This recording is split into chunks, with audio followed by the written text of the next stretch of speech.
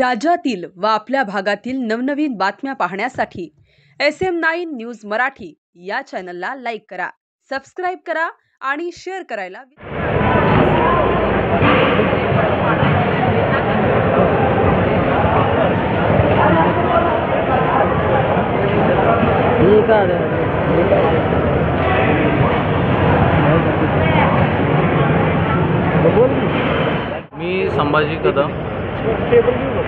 मी संभाजी कदम,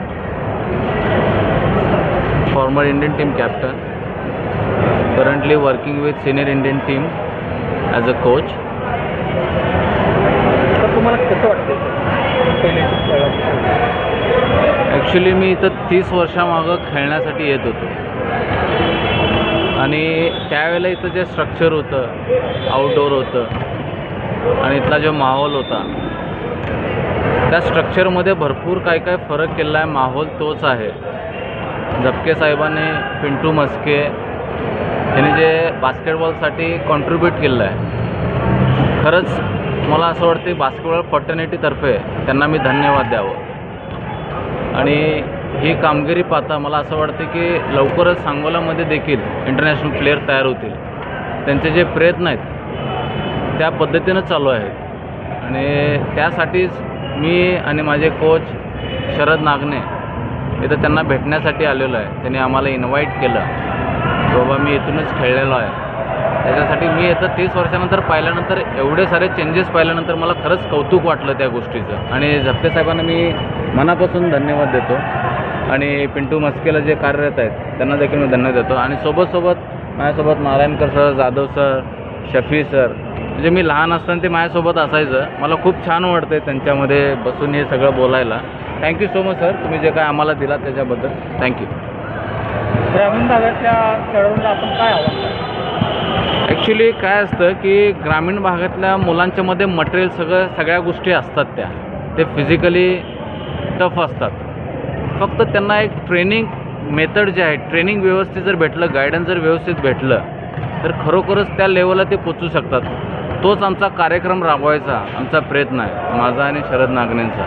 आणि सोबत त्यांनी आम्हाला साथ मिळेल की बाबा मस्के साहेबांची, पिंटूची, बाकी जे डिस्ट्रिक्ट्स आहेत त्यांची जर साथ लाभली तर नक्कीच आपले खेळाडू त्या लेवलवरती पोचतील असं मला वाटतं. आता ग्रामीण भागातले जे खेळाडू आहेत, तुम्ही नवीन टीम तयार करणार यासाठी त्यांना काही खर्च येणार का? तुम्ही स्वतः खर्चाचं कसं आहे? हे बघा, तो वेगळा पार्ट आहे. तो आहे ना की तुम्हाला मी आत्ता की तो प्लॅन आउट करत आहे आम्ही, ठीक आहे. फायनान्शियल, ट्रेनिंग, इन्फ्रास्ट्रक्चर ह्या सगळ्या गोष्टी असं तुम्ही विचारल्यावर मी लगेच तुम्हाला सांगू, त्याचा एक प्लॅन आउट करावं लागेल. आज मी फक्त बघण्यासाठी आलो आहे, त्यांनी मला इन्व्हाइट केलं आहे आणि त्याच्यानंतर आम्ही प्लॅन आउट करणार आहे.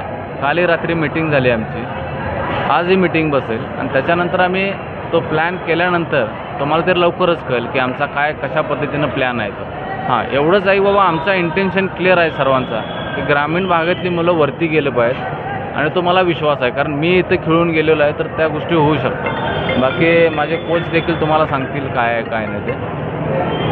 नवीन खेळाडूंना काय तुम्ही तुमच्या ह्याच्यात काय अनुभव वगैरे काय? एक नॉर्मल गोष्ट आहे, हार्डवर्क बीट टॅलेंट. आणि आजकाल कसं झालं आहे, गेम भरपूर काही चेंजेस झाले आहेत. त्याच्यासोबत आहे ना की बाबा ट्रेनिंग मेथड्स आहेत ना, ते खूप जरुरीचं आहे. मी तुम्हाला पहिल्यांदाच सांगितलं की ते ट्रेनिंगचं एक शेड्यूल बनवावं लागेल, त्याला मॉनिटरिंग करावं लागेल आणि त्या पद्धतीनं मग आहे ना की नवीन खेळाडूंना ना की प्रोत्साहन द्यावं लागेल. आणि ह्याच्यामध्ये मोठा रोल जो आहे तो पालकांचा देखील आहे. पालकांना देखील त्यांना सपोर्ट करणं खूप जरुरीचं आहे. आणि खेळाडू म्हटल्यानंतर स्पोर्ट्स म्हणजे मी तुम्हाला एक सिम्पल गोष्ट सांगतो, स्पोर्ट्सचं जे पहिले जे स्टँड करते ना ते स्ट्रगल आणि सॅक्रिफाईस आहे. जे पी स्टँड करते ते परसिव्हरन्स आणि पेशन्स आहे आणि ओ जे स्टँड करतं आहे ऑबिडेंटली रिगरस ट्रेनिंग आहे. That is called a sports.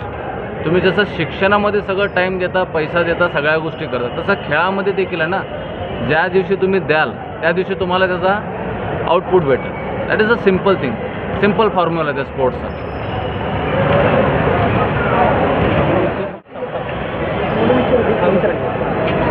ग्रामीण भागात एवढ्या मोठ्या स्पर्धा राबवल्या जातात, जसं पाश्चिमात्य खेळ म्हणून प्रसिद्ध आहे, तसं ग्रामीण भागात वाढवण्यासाठी आपल्या फेडरेशनकडून म्हणजे आता कबड्डी असेल, खो खो असेल, ही ग्रामीण भागातलं कुस्ती असेल, ग्रामीण भागातलं खेळाडू तयार होतात. परंतु हा खेळ असा आहे की ग्रामीण भागातलं कमी प्रमाणात खेळाडू तयार आहे. फेडरेशनकडून अशा पद्धतीचं आयोजकांना प्रोत्साहन करून किंवा खेळाडूंसाठी ग्रामीण भागातून काही चालना मिळण्यासाठी काही शासन स्तरावरच्या काही योजना किंवा खेळाच्या काही योजना आहेत. बरं, आता काय आहे, जसं खेलो इंडियाची स्कीम आहे, त्याच्यानंतर बास्केटबॉल फेडरेशन ऑफ इंडिया यांनी अकॅडमी देखील चालू केलेलं आहे.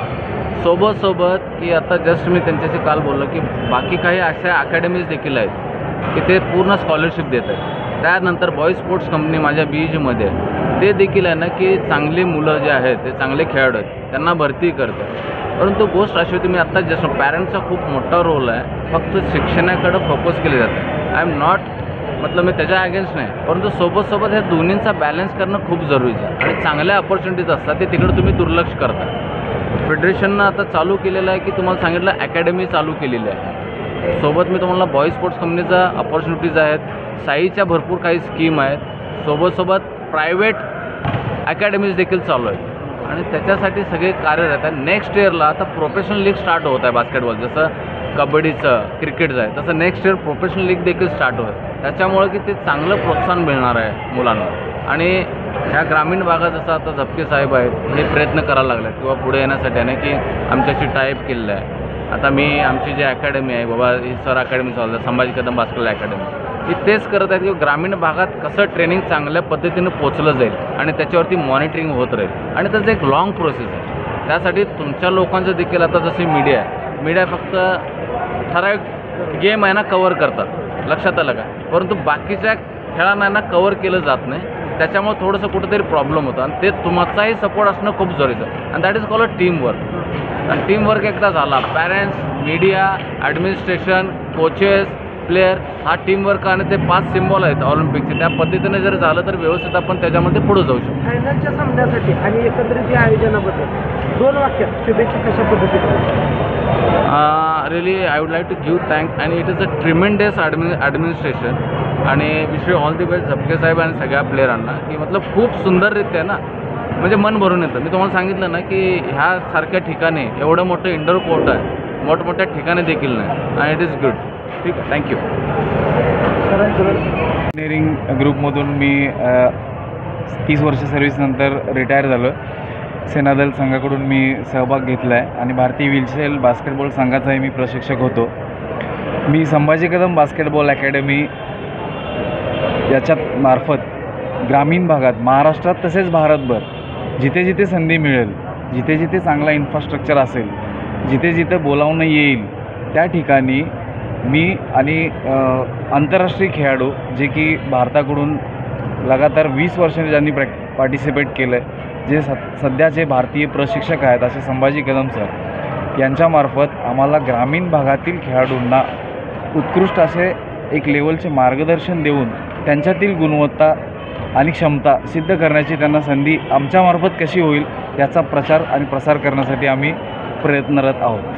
त्यासाठी आम्ही सांगोला इथे सध्या इथे आलो आहोत.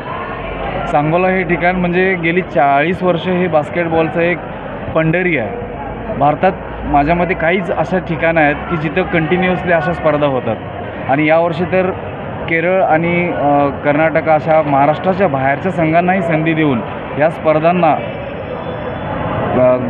बापूसाहेब झपके महाविद्यालयातर्फे या स्पर्धा आयोजित करतात. यांनी एक मोठं असं वलय दिलेलं आहे आणि भविष्यात या स्पर्धा खूप मोठ्या होतील अशी माझी अपेक्षा आहे.